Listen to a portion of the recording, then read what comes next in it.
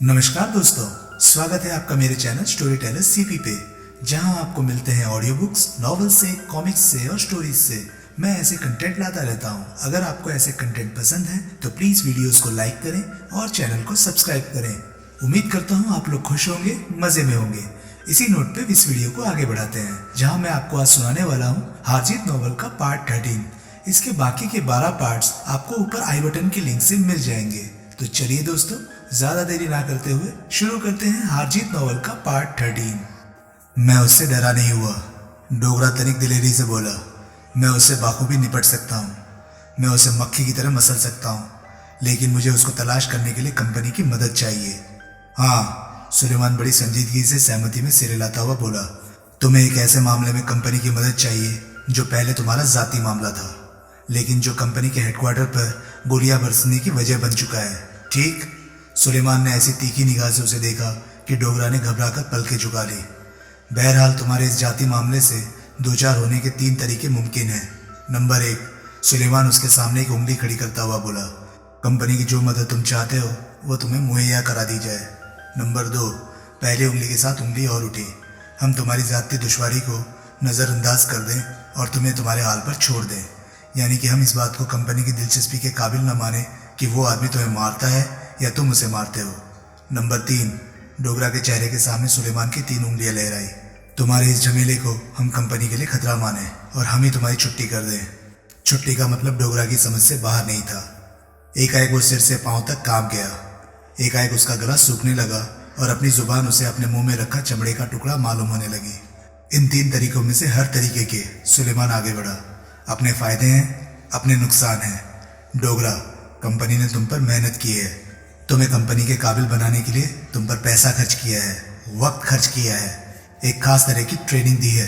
तुम्हें इलाहाबाद वाले 50,000 रुपए के घोटाले के अलावा तुमने आज तक कंपनी को कोई शिकायत का मौका नहीं दिया। आज तुम कंपनी के निज़ाम में बहुत ऊंचे उठ चुके हो और अपनी बड़ी महत्वपूर्ण जगह बना चुके हो।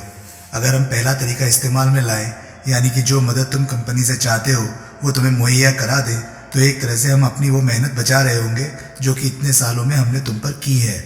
ये आपकी मुझ पर बहुत मेहरबानी होगी सुलेमान साहब, डोगरा व्यग्र भाव से बोला। मैं आपकी इस मेहरबानी को जिंदगी भर नहीं भूलूंगा। ये कोई बहुत बड़ी तसल्ली नहीं है तुम्हारे लिए। तुम्हारी जिंदगी की तो सिर्फ चंद मिनट बाकी रह गए हो सकते हैं। डोगरा के जिस्म में ठंडक की लहर दौड़ गई।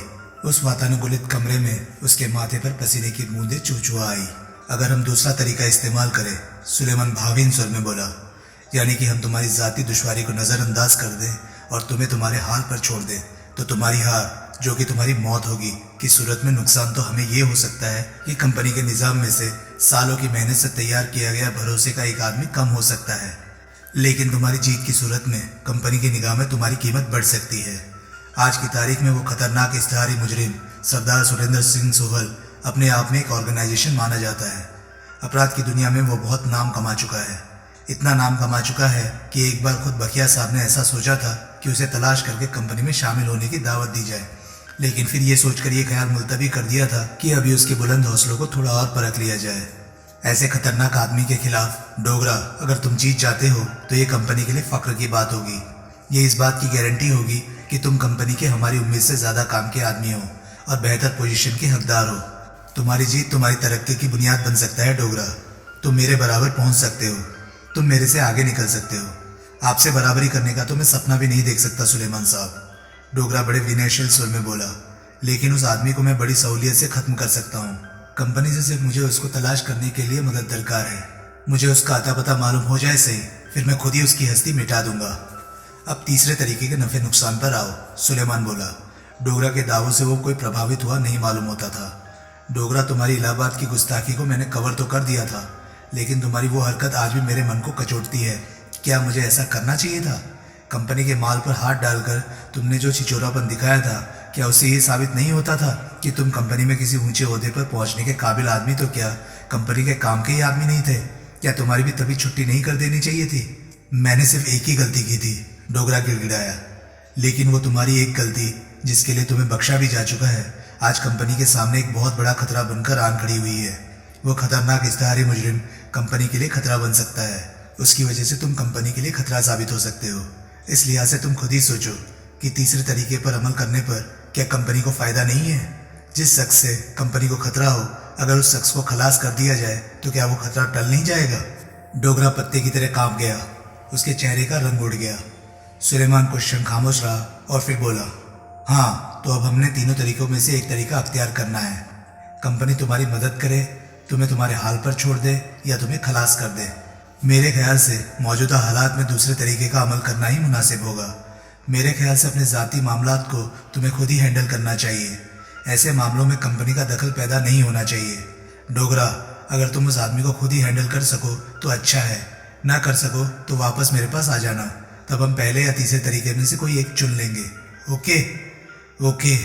अपने सूखे गले से डोगरा बड़ी कठिनाई से आवाज़ निकाल पाया, लेकिन उसको तलाश करने के लिए कंपनी के आदमियों की मदद तुम्हें नहीं हासिल होगी। सुलेमान सख्ती से बोला, ये तुम्हारा सिरदर्द है, इसे तुम ही भुगतोगे। कंपनी के पास इतने फालतू आदमी नहीं है कि उन्हें तुम्हारी ज़ाती दुश्वारियों को हल करने के लिए लगाया जाए। डोगरा के मुंह से बोलना फूटा। तुम कंपनी के एक महत्वपूर्ण ओहदे पर हो। कंपनी के कामकाज का एक महकमा देखने की जिम्मेदारी तुम पर भी है। उस जिम्मेदारी को अंजाम देने के लिए जो आदमी तुम्हारे साथ या तुम्हारे नीचे काम करते हैं, उन्हें भी अगर तुम इस आदमी की तलाश में लगाओगे तो कंपनी के काम का हर्जा होगा। मेरा मतलब समझ रहे हो ना तुम? जी हाँ, डोगरा फंसे स्वर में बोला। जी हाँ, समझ रहा हूँ। गुड। कोई और बात? जी नहीं, बस मुझे वक्त देने का शुक्रिया। सुलेमान ने मुस्कुराते हुए उसका शुक्रिया कबूल किया। डोगरा अपने स्थान से उठा। सुलेमान ने उठने का उपक्रम नहीं किया। उठकर उसे डोगरा से हाथ मिलाना पड़ता, जिस जहमत से शायद वो बचना चाहता था। डोगरा ने उसका मंतव्य समझकर उसका अभिवादन किया और घूमकर दरवाजे की तरफ बढ़ा। और डोगरा, एकाएक सुलेमान यूं बोला जैसे कोई भूली बात याद आ गई हो। एक बात और। डोगरा ठिठका, घूमा। उसने ससन भाव से सुलेमान की तरफ देखा। मौजूदा हालात में तुम्हारा होटल में रहना मुनासिब नहीं होगा, सुलेमान बोला। होटल पर गोलियां की बौछार होने की जो घटना आज घटी है, वो होटल की नेक नामी पर धब्बा लगा सकती है। ऐसी कोई और घटना घट गई तो बखिया साहब का कहर तुम्हारे साथ साथ मुझ पर भी टूटेगा। अपनी पहली घटना को ही कवर करने के लिए खुदा जाने मुझे क्या कुछ करना पड़ेगा। कहने का मतलब ये है कि जब तक ये मामला आर्या पार नहीं हो जाता, तुम्हारी हार जीत का कोई फैसला नहीं हो जाता, तब तक तुम्हें कहीं और जाकर रहना होगा। डोगरा के मुंह से बोलना फूटा। वो केवल सहमति में सिर हिला पाया। वैसे तुम्हारा स्वीट तुम्हारे लिए रिजर्व रहेगा। जब तुम अपनी जीत की खबर लेकर आओगे तो तुम्हें फिर उसमें रहने की इजाज़त दे दी जाएगी। समझ गए? जी हाँ।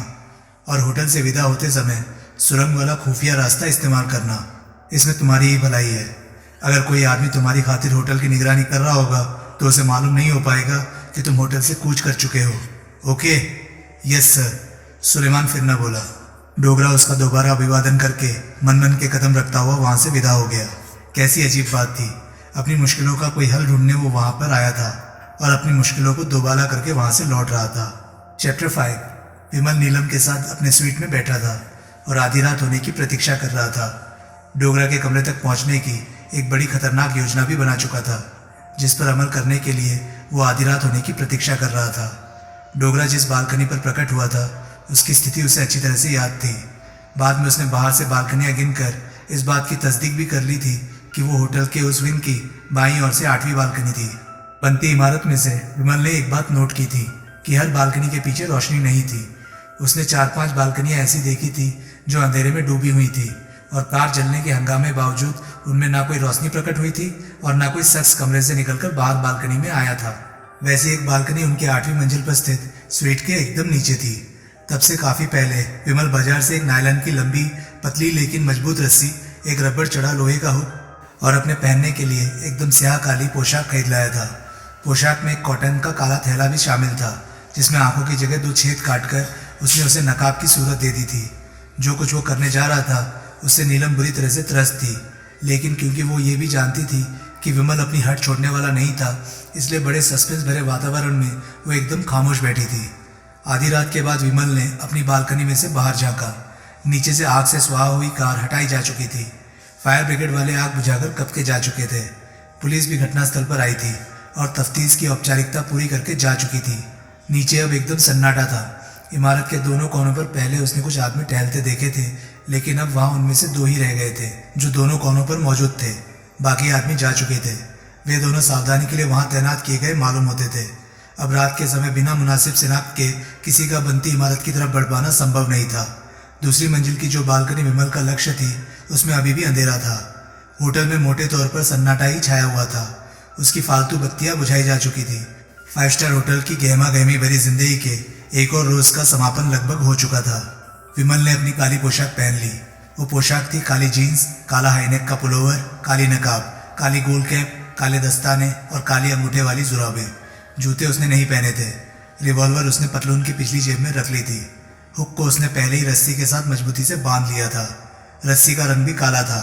विमल ने हुक को बालकनी की रेलिंग के साथ मजबूती से अटकाया और धीरे धीरे रस्सी नीचे लटका दी। रस्सी का दूसरा सिरा दूसरी मंजिल से भी थोड़ा आगे पहुंच गया। विमल कुछ क्षण प्रतीक्षा करता रहा, लेकिन कोई प्रतिक्रिया होती ना पाकर उसने आंखों ही आंखों में नीलम को आश्वासन दिया और रस्सी के सहारे बालकनी से बाहर लटक गया। नीलम बालकनी के फर्श पर बैठ गई। हुक हालांकि रेलिंग पर से सरकने वाला नहीं था, फिर भी उसने उस पर अपने दोनों हाथ रख लिए। एक विशाल मकड़ी की तरह रस्सी के सहारे सपाट दीवार पर सरकता हुआ विमल नीचे बढ़ता रहा। हर फ्लोर पर एक बालकनी के पहलू से वो गुजर रहा था, लेकिन कहीं से कोई विघ्न बाधा सामने नहीं आई थी। वो दूसरी मंजिल की बालकनी तक निर्विघ्न पहुंच गया। बालकनी के भीतर खड़े होकर उसने रस्सी को 2 झटके दिए। नीलम ने हौले हौले रस्सी वापस खींच ली। विमल बालकनी के बंद दरवाजे के पास पहुंचा। उसने हैंडल घुमाकर दरवाजे को भीतर से धक्का दिया तो पाया कि दरवाजा भीतर से बंद नहीं था। उसने दरवाजे को थोड़ा सा खोला। दरवाजा एक बार तो होने से चरमराया और फिर खामोश हो गया। उसने भीतर कदम रखा और सावधानी से अपने पीछे दरवाजा भिड़का दिया। जैसे कि उसे उम्मीद थी, वो बेडरूम था। वो एक ही कदम और आगे बढ़ा था कि एकाएक ठिठक गया। उसे लगा कि बेडरूम खाली नहीं था। पलंग पर से बड़े व्यवस्थित ढंग से चलती हुई किसी की सांसों की आवाज आ रही थी। उसने कान लगाकर सुना तो उसे सांसों की आवाज डबल सुनाई दी थी। वो पशुपेश में पड़ गया।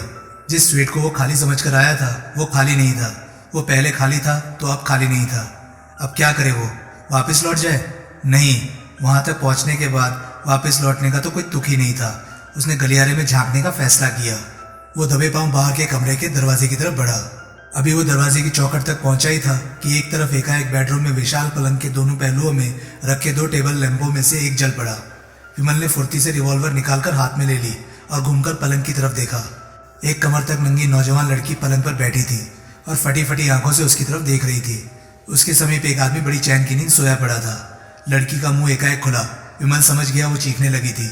उसने रिवॉल्वर वाला हाथ उसकी तरफ तान दिया और कहर भरी निगाहों से उसे घूरते हुए उसे चुप रहने का संकेत दिया। गला फाड़कर चिल्लाने को तत्पर लड़की की चीख उसके गले में घुटकर रह गई, लेकिन फिर उसके गले से जो थोड़ी बहुत खरखराहट निकली वो कमरे के स्तब्ध वातावरण में बहुत जोर से गूंजी। आदमी ने करवट बदली और बड़ी मेहनत से आंखें खोली। उसने अपनी नींद से भरी आंखों से लड़की की तरफ देखा। लड़की ने बड़े आतंकित भाव से अपनी एक उंगली विमल की तरफ उठा दी। उस आदमी ने विमल की तरफ देखा। एक क्षण के लिए उसके चेहरे पर ऐसे असमंजस के भाव आए जैसे वो फैसला न कर पा रहा हो कि जो कुछ वो देख रहा था वो हकीकत था या सपना था। फिर एकाएक उसकी आंख से नींद उड़ गई। वो तनिक ऊंचा हुआ। उसने एक तकिए के नीचे हाथ डालने की कोशिश की। खबरदार! विमल 2 कदम आगे बढ़ाया और रिवॉल्वर उसकी तरफ तानता हुआ बोला। उस आदमी का हाथ रास्ते में ही ठिठक गया। वो अपलक विमल को देखने लगा। लड़की ने कंबल अपनी तरफ खींच लिया था और उसका एक किनारा अपने दोनों हाथों से अपने थोड़ी के बीच जकड़कर अपनी नंगी छातियों को ढक लिया था। कौन हो तुम? वो आदमी बड़ी दिलेरी से बोला। तुम भीतर कैसे घुसे? मैं काले पहाड़ का सब्ज गुलजार हूँ, विमल सहज भाव से बोला, और भीतर इस बालकनी के रास्ते घुसा हूँ जिसका दरवाजा खुला था। उस आदमी को तुरंत कोई दूसरा सवाल न सूझा। जैसी शराफत से मैंने तुम्हारे दोनों सवाल का जवाब दिया है, विमल बोला, उम्मीद है वैसी शराफत से अब तुम मेरे सवालों का जवाब दोगे। तुम हो कौन? बताया तो, मैं तुम्हारे बाप काले पहाड़ का नजदीकी रिश्तेदार हूँ, सब्ज गुलजार। तुम यहाँ से बचकर नहीं जा सकते। अभी तो मैं यहाँ आया हूँ, जाने की बात मैं जाते वक्त सोचूंगा। तुम बचकर नहीं जा सकते। उस आदमी ने फिर अपनी धमकी दोहराई। अच्छा, कौन रोकेगा मुझे? तुम या तुम्हारी ये बुढ़ापे की आंच? तुम हो कौन? विमल ने उसका फिक्रा पूरा किया। मौजूदा हालात में इससे बेहतर सवाल तुम्हें नहीं सूझ सकता। अब अगर एकाएक विमल का स्वर बेहद कर्कश हो उठा। अपनी खैरियत चाहते हो तो अपनी बकवास बंद करो और जो मैं पूछूं उसका जवाब दो। तुम जानते नहीं हो कि तुम किससे मुखातिब हो और कहाँ घुस आए हो। अगर तुम अपनी खैरियत चाहते हो तो। विमल ने गोली चला दी। गोली उस आदमी की गर्दन से थोड़ा ऊपर पलंग की पीठ में धंस गई। विमल की उस अप्रत्याशित हरकत का उस आदमी पर फौरन असर हुआ। उसके चेहरे का रंग उड़ गया और बदहवास सा रिवॉल्वर की नाल की तरफ देखने लगा, जैसे निगाहों से ही उसमें से निकलने वाली अगली गोली को वापस धकेल सकता हो। आतंक से लड़की की तो आंखें बंद हो गई। पहले तुम फैसला करो, विमल क्रूर स्वर में बोला, कि तुम अपनी खैरियत चाहते हो या नहीं। उसने जोर से थूक निकली। मैंने तेरे से एक सवाल पूछा है हरामजादे। चाहता हूँ। गुड, बिस्तर से निकलो और कपड़े पहनो। उस आदमी ने विमल के आदेश का पालन किया, लेकिन बिस्तर से निकलने से पहले उसने हाथ बढ़ाकर समीप ही पड़ी एक कुर्सी की पीठ पर से अपना ड्रेसिंग उठाया और फिर बिस्तर से निकला। उसने ड्रेसिंग गाउन पहन लिया। उधर दीवार के साथ लगकर खड़े हो जाओ। उस आदमी ने फौरन वैसा ही किया। तुम भी, विमल युवती की तरफ घुमा, तुम भी बिस्तर से बाहर निकलो। मेरे कपड़े, वो हकलाती हुई बोली। कहाँ है? उसने एक कोने में पड़े एक सोफे की तरफ इशारा किया। विमल उस आदमी की तरफ से निगाहें हटाए बिना सोफे तक पहुंचा। उसने लड़की के कपड़े उठाए और उनका एक गोला सा बनाकर उस लड़की की तरफ उछाल दिया। कपड़ों का गोला लड़की की छाती से टकराता हुआ उसकी गोद में जाकर गिरा। कपड़े पहनो, विमल बोला, और अपने साहब की बगल में जाकर खड़ी हो जाओ। तुम उधर मुंह फेरो। क्यों? ताकि मैं उठकर कपड़े पहन लूं। क्या कहने? ज्यादा नखरे मत करो, वरना ऐसे ही बाँह पकड़कर साहब की बगल में खड़ी कर दूंगा। उसके शरीर ने जोर की झुरझुरी ली। सुना नहीं? विमल घुड़क कर बोला। लड़की ने मजबूरन कंबल की ओर छोड़ दी। उसने निगाहें नीचे गड़ाए पहले अपनी अंगियां पहनी, फिर ब्लाउज पहना, फिर पेटीकोट को कंबल के नीचे कहीं ले जाकर पहना और फिर पलंग से उतरकर साड़ी बांधी। उसके बाद वो विमल से दोबारा कहलवाए बिना आदमी की बगल में जाकर खड़ी हो गई। विमल पलंग पर पहुंचा। सबसे पहले उसने उस तकिए को उठाया जिसके नीचे उस आदमी ने उसे देखते ही हाथ डालने की कोशिश की थी। वहां एक नन्ही सी पिस्तौल मौजूद थी। विमल ने पिस्तौल अपने अधिकार में कर ली। फिर वो बड़े इत्मीनान से पलंग पर बैठ गया। अपना नाम बोलो, उसने आदमी को आदेश दिया। शांतिलाल। वो आदमी बड़ी बेबसी से विमल की तरफ देखता हुआ बोला। तुम्हारा क्या नाम है? सिल्विया, वो बोली। तुम कौन हो? उसने उत्तर नहीं दिया। कॉल गर्ल, विमल बोला। उसने शांतिलाल की तरफ देखा। ये प्रोफेशनल नहीं, शांतिलाल बड़े दयनीय स्वर में बोला। ओह, तो फिर क्या चीज है ये? तुम्हारी बीवी? ये कंपनी की होस्टेस है। और तुम क्या हो कंपनी के? मैं कंपनी के एक जिम्मेदारी के ओहदे पर हूँ, और तुम्हारे जैसे कंपनी के अफसरान को ऐसी होस्टेसें फ्री एंटरटेन करती हैं। हमेशा नहीं तो जब हम कोई काबिल तारीफ काम कर दिखाते हैं। ओह, तो हाल ही में तुमने कोई काबिल तारीफ काम करके दिखाया है? हाँ। और ये सिल्विया तुम्हारा इनाम है? हाँ। ये इनाम तुम लोगों को कौन देता है? खुद बखिया। बखिया का नाम विमल के मुंह से सुनकर उसके चेहरे पर हैरानी के भाव उभर आए। विमल ने बड़े चेतावनी भरे ढंग से अपना रिवॉल्वर वाला हाथ ऊंचा किया। नहीं। तो मोहम्मद सुलेमान, हमारा बॉस वो है, और उसे ऐसा इनाम कौन देता है? उसे ऐसे इनामों की जरूरत नहीं होती, उसको ऐसी सारी चीजें परमानेंट मिली होती है। आई सी। विमल ने एक सरसरी निगाह शांतिलाल के इंतहाई शानदार इनाम पर डाली और फिर बोला। तुम ज्ञान प्रकाश डोगरा को जानते हो? शांतिलाल ने सहमति में सिर हिलाया। तुम्हारी इस कंपनी में उसका ओहदा क्या है? वही जो मेरा है, यानी कि तुम दोनों का बॉस मोहम्मद सुलेमान है। हाँ। ऐसा इनाम डोगरा को भी सुलेमान से हासिल होता होगा? हाँ। उसका कमरा नंबर बोलो। शांतिलाल हिचकिचाया। देखो, विमल कहर भरे स्वर में बोला, मेरे सब्र का इम्तहान मत लो, और ये बात याद रखो, तसल्ली के तौर पर याद रखो कि मेरी तुम्हारे साथ कोई अदावत नहीं है। मैं किसी पूर्व निर्धारित योजना से तुम्हारे कमरे में नहीं आया। महज इत्तेफाक मुझे यहाँ ले आया है, इसलिए क्यों खामखा अपनी और अपने इनाम की जान हल्कान करना चाहते हो? 208। शांतिलाल फौरन बोला। गलियारे में कमरों के नंबर कौन से सिरे से शुरू होते हैं? बाएं से। कहाँ से शुरू होते हैं? 201 से। विमल को वह सच बोलता लगा। उसके कथन की पुष्टि उसकी अपनी गोलमाल तफ्तीश से भी एक लिहाज से होती थी। फिर विमल का ध्यान मेज पर रखे 2 फोनों की तरफ आकर्षित हुआ। ये 2 फोन कैसे हैं? उसने पूछा। एक बोर्ड से एक्सटेंशन है और दूसरा, किस्तों में जवाब मत दो, दूसरा ऑटो है। वैसा ऑटो डोगरा के पास भी होगा? हाँ। उसे ऑटो पर फोन करो। इस वक्त? हाँ। और ये मत कहना कि तुम्हें उसका नंबर नहीं मालूम या तुम भूल गए हो। अगर तुम उसका नंबर भूल गए तो हो सकता है मैं ये भूल जाऊं कि रिवॉल्वर का घोड़ा खींचने से गोली चल पड़ती है। लेकिन इस वक्त तो इसी वक्त विमल गुर्राया। वो तुम्हारे बराबर के ओहदे का आदमी है, तुम्हारा बाप नहीं है। फोन करो। शांतिलाल हिचकिचाता हुआ पलंग के समीप पहुंचा। बड़े अनिच्छापूर्ण भाव से उसने एक टेलीफोन का रिसीवर उठाया। विमल ने दूसरे टेलीफोन का रिसीवर उठाकर कान से लगाया। Yes sir. तुरंत स्विच बोर्ड पर ऑपरेटर का आदरपूर्ण स्वर उसके कान में पड़ा। विमल ने रिसीवर वापस रख दिया। शांतिलाल ने सही टेलीफोन का रिसीवर उठाया था। नंबर मिलाओ, विमल बोला, लेकिन खबरदार तुम्हारे मुंह से आवाज ना निकले। उधर से डोगरा की आवाज आते ही फोन रख देना। शांतिलाल ने सहमति में सिर हिलाया और फिर एक नंबर मिलाया। घंटी जा रही है, शांतिलाल बोला।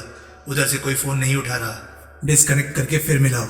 शांतिलाल ने आदेश का पालन किया, लेकिन उसने फिर वही जवाब दिया कि घंटी जा रही थी, लेकिन कोई फोन नहीं उठा रहा था। विमल ने उससे रिसीवर लेकर अपने कान से लगाया। वो सच कह रहा था। घंटी जाने की टोन ईयरपीस से आ रही थी। ऐसा हो सकता है कि जानबूझकर फोन ना उठाए? उसने रिसीवर शांतिलाल को वापस थमाते हुए पूछा। नहीं, शांतिलाल बोला। क्यों? क्योंकि फोन सुलेमान का भी हो सकता है। तो फिर फोन खराब होगा, वो अपने कमरे में नहीं होगा। विमल सोचने लगा। 11 बजे तक तो उसने और नीलम ने शिफ्टों में लॉबी की निगरानी की थी। तब तक तो वो होटल से बाहर कहीं गया नहीं था। उसकी बालकनी में हुई गोलियों की बौछार में होटल से बाहर कदम रखने की हिम्मत तो शायद ही करता। जरूर वो अपने कमरे में नहीं था, या तो वो किसी वजह से जानबूझकर फोन नहीं उठा रहा था, और या फिर खराब था। टेलीफोन रख दो, विमल ने आदेश दिया। शांतिलाल ने ऐसा ही किया। ऐसा इनाम, विमल ने सिल्विया की तरफ संकेत किया।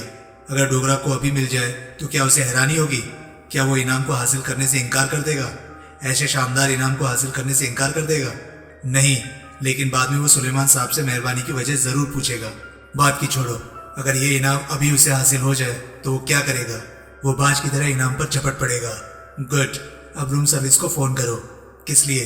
बेहतरीन स्कॉच विस्की की एक बोतल और एक तंदूरी चिकन मंगाओ। इस वक्त?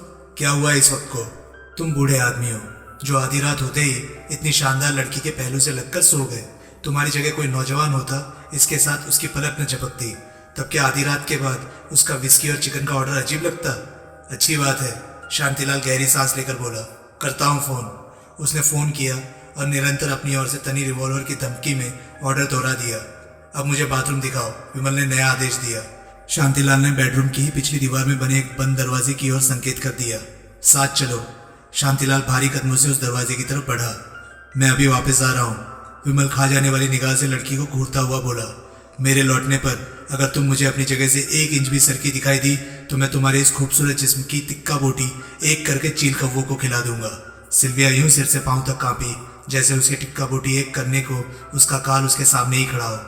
विमल शांतिलाल के पीछे हो लिया। आधे रास्ते में उसने वापस घूमकर देखा। सिल्विया भूत बनी यथास्थान खड़ी थी। शांतिलाल बाथरूम के दरवाजे पर पहुंचा। विमल के संकेत पर उसने दरवाजा खोला और भीतर कदम रखा। विमल ने फुर्ती से रिवॉल्वर को नाल की तरफ से थाम लिया और उसका एक भरपूर प्रहार उसकी खोपड़ी के पृष्ठभाग पर किया। शांतिलाल के मुंह से कराह निकली और वह दरवाजे पर ही ढेर हो गया। विमल ने झुककर उसकी नब्ज टटोली, उसकी अब तक उलट चुकी आंखों का मुआयना किया। वो जल्दी होश में नहीं आने वाला था। फिर भी सावधानीवश विमल ने एक प्रहार उसकी कनपट्टी पर भी रसीद कर दिया। फिर उसने उसे दरवाजे की चौखट पर से धकेलकर बाथरूम के भीतर किया और बाहर से दरवाजा बंद कर दिया। वो वापस लौटा। सिल्विया निश्चेष्ट खड़ी फटी फटी आंखों से उसे देख रही थी। तभी कॉल बेल बजी। पूछो कौन है, विमल ने आदेश दिया। कौन? सिल्विया ऊंचे स्वर में बोली। रूम सर्विस मैडम, बाहर से आवाज आई। जाकर दरवाजा खोलो, विमल उसके फूल जैसे नाजुक एक कपोल पर रिवॉल्वर की नाल से टहुकता हुआ बोला। और वेटर को भी भीतर बुलाओ। अगर तुमने यहाँ से फूटने की कोशिश की, मेरा मतलब है अगर तुमने वेटर की सूरत में अपना हिमायती आया पाकर उसके साथ ही यहाँ से खिसक जाने की कोशिश की या भीतर की स्थिति का किसी तरह का संकेत देने की कोशिश की, तो याद रखना मैं चौखट से बाहर की तरफ तुम्हारा कदम उठते ही तुम्हें यहीं से शूट कर दूंगा। समझ गई? उसने जल्दी जल्दी सहमति में सिर हिलाया। अब जाकर दरवाजा खोलो और वेटर को यहाँ लेकर आओ। वो फौरन दरवाजे की तरफ बढ़ गई। विमल ने बेडरूम के दरवाजे की ओट ले ली। रिवॉल्वर की नाल को उसने सिल्विया की पीठ की तरफ तान दिया। सिल्विया ने दरवाजा खोला। चौखट पर हाथ में ट्रे लिए एक नौजवान वर्दीधारी वेटर खड़ा था। ट्रे में एक अर्धवृत्ताकार ढक्कन से ढकी हुई एक प्लेट थी, एक विस्की की बोतल थी, एक सोडा साइफन था, एक आइस पैकेट थी और 2 ग्लास थे। ट्रे के 2 ग्लास इस बात की तरफ इशारा कर रहे थे कि या तो वेटर को शांतिलाल को उस रात मिले नाम की खबर थी और या फिर दूसरी मंजिल के साहब लोगों के कमरों में रात के वक्त लड़कियों की मौजूदगी वहां की आम बात थी। सिल्विया ने वेटर को भीतर आने का संकेत किया। वेटर भीतर दाखिल हुआ। दरवाजे पर ऑटोमेटिक डोर क्लोजर लगा होने की वजह से सिल्विया के उसको छोड़ते ही वो अपने आप बंद हो गया। सिल्विया ने वेटर को बेडरूम की तरफ चलने का संकेत किया और स्वयं उसके पीछे पीछे चल दी। दोनों आगे पीछे चलते हुए विमल की बगल से गुजरते हुए बेडरूम में दाखिल हुए। वेटर ने आगे बढ़कर ट्रे मेज पर रख दी। सिल्विया उससे परे हो गई और फटी फटी आंखों से विमल की तरफ देखने लगी। विमल आगे बढ़ा। तभी वेटर वापस घुमा। उसके चेहरे पर पहले से ही मौजूद आतंक के भावों से लगता था कि किसी प्रकार से उसे अपने सिर पर मंडराते खतरे का इल्म हो गया था। खबरदार, विमल सांप की तरफ फुफकारा। मुंह से आवाज ना निकले। आवाज तो उसके मुंह से क्या निकलती, उसकी सूरत से तो ऐसा लग रहा था जैसे उसका हार्ट फेल हो जाने वाला था। वर्दी उतारो, विमल ने आदेश दिया। दोबारा ना कहना पड़े। वेटर ने फौरन आदेश का पालन किया। अब वो अंडरवियर और बनियान पहने विमल के सामने खड़ा था। विमल उसके समीप पहुंचा। पलंग के समीप कालीन बिछे फर्श पर शांतिलाल के स्लीपर पड़े थे। स्लीपर उठाओ, विमल बोला। वेटर स्लीपर उठाने को झुका। विमल ने एक भीषण प्रहार उसकी खोपड़ी पर किया। वो फौरन बेहोश होकर विमल के कदमों में लौट गया। विमल उसे भी शांतिलाल के साथ बाथरूम में बंद कराया। वापस आकर उसने अपने कपड़ों के ऊपर ही वेटर की यूनिफॉर्म पहन ली। बाहर गलियारे में कोई संतरी जैसा जीव तो नहीं तैनात होता? विमल ने लड़की को घूरते हुए पूछा। सिल्विया ने इनकार में सिर हिलाया। सच कह रही हो? सिल्विया ने पहले से ज्यादा जोर से सिर हिलाकर हामी भरी। तो दोस्तों, ये था तीसरा वार नॉवल का पार्ट 13। आपको कैसा लगा मुझे कमेंट सेक्शन में लिखकर जरूर बताएं। और हाँ, अगर आपको वीडियोस पसंद आ रहे हैं तो प्लीज उन्हें लाइक करें और चैनल को सब्सक्राइब करें, क्योंकि मैं ऐसे वीडियोस लाता रहता हूँ। तो चलिए दोस्तों, मैं मिलता हूँ अब आपसे अगली वीडियो में। तब तक के लिए नमस्कार, गुड बाय। सेफ रहिए, खुश रहिए, मजे करिए।